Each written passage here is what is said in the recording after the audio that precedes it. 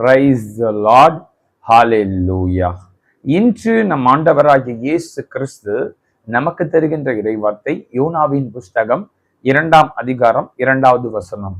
என் நெருக்கத்திலே நான் கர்த்தரை நோக்கி கூப்பிட்டேன், அவர் எனக்கு உத்தரவு அருளினார். Amen. Hallelujah. Praise the lord. இந்த காணொளியை பார்த்து கொண்டிருக்கிற நீங்க பாடுகளின் மத்தியில, நெருக்கத்தின் மத்தியில, பிரச்சனைகளின் மத்தியில வாழ்ந்து கொண்டிருக்கிறீர்களா சகோதரர்களே? நீங்க ஆண்டவரை நோக்கி கூப்பிடும் பொழுது அவர் உங்களுக்கு உத்தரவு கொடுக்கின்ற தேவனாக இருக்கிறார். சகோதர சகோதரிகளே, நீங்க என்னைக்கும் இயேசுவை நோக்கி அழைக்கும் போதுதான் சகோதரர்களை விடுதலையை பெற முடியும். நம்முடைய சுயத்துல நான் செஞ்சிடலாம்னு நினைச்சா நம்ம தோல்வியை தான் அடைவோம். நம்ம ஆண்டவருடைய பாதத்துல விழுந்து அவரை நோக்கி நாம் கூப்பிடும் பொழுது அவர் நமக்கு உத்தரவு கொடுக்கிறவர் மாத்திரமல்ல, நம்ம இளைப்பாறுதலுக்குள் கொண்டு செல்கின்ற தேவனாக நம் ஆண்டவராகிய இயேசு கிறிஸ்து இருக்கின்றார். சகோதரர்களே, இதை நம் வேதத்தின் வழியாக ஆராய்ந்து பார்க்கும் பொழுது இந்த யோனாவின் புஸ்தகத்திலே ஆண்டவர் யோனாவை நினிவே பட்டணத்திற்கு போக சொன்னார். ஆனால் யோனா இந்த தேவனுடைய சித்தத்தை செய்யாமல் தன்னுடைய சுய சித்தத்திற்கு ஆண்டவர் அவர்களை மன்னிச்சு விட்டுவார், நம்ம எதுக்கு போய் செய்யணும்னு சொல்லிட்டு ஆண்டவருடைய வார்த்தைக்கு கீழ்ப்படியாமல் அவன் யோப்பாவுக்கு போய் அங்க தர்சீசுக்கு போவதற்காக என்ன பண்றாரு, டிக்கெட் வாங்கிட்டு கப்பல்ல இருக்கப்ப கடலில் கொந்தளிப்பு வந்து கப்பல் உடையும் அளவுக்கு அந்த காரியம் நடந்தது. இந்த பிரச்சனை யாரால வந்தது என்று சீட்டு போட்ட போது சீட்டு யோனாவின் பேருக்கு விழுந்தது. இதை நம் யோனா 1ஆம் அதிகாரம் 7வது வசனத்திலே நாம் படிக்கின்றோம் சகோதரர்களே.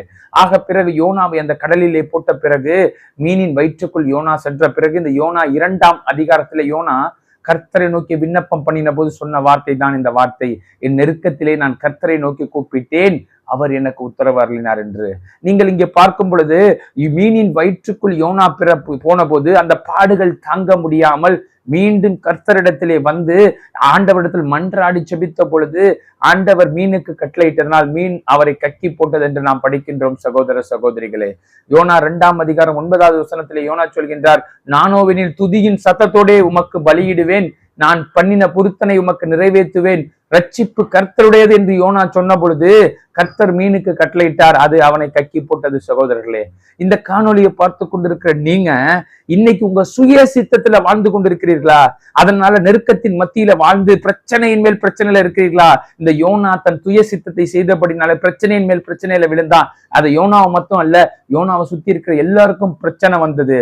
அது போல இந்த காணொலியை பார்த்து கொண்டிருக்கிற நீங்க இன்னைக்கு தேவ சித்தத்திற்கு உங்களை ஒப்பு கொடுங்க.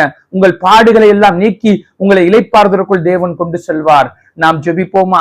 ஸ்தோத்திரம் தகப்பனே. அப்ப அந்த காணொலியை பார்க்கின்ற பிள்ளைகள் தகப்பனே, தேவ சித்தத்திற்கு ஒப்பு கொடுத்து அவர்களுக்கு நீர் இளைப்பாறுதலை கொடுப்பதற்காக நன்றி செலுத்துகிறோம். இயேசுவின் நாமத்தில் ஜெபிக்கிறோம் பிதாவே, ஆமென்.